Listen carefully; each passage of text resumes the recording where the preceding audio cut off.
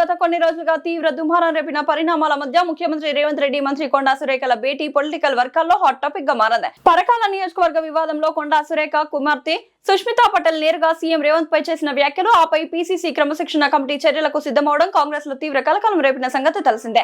Cabinet నుంచి సురేఖపై వేటు పడుతుందనే ప్రచారం జరుగుతున్న తరుణంలో రాఖీ పండుగను పురస్కరించుకుని ఆమె నేరుగా సీఎం నివాసానికి వెళ్లడం విశేషం.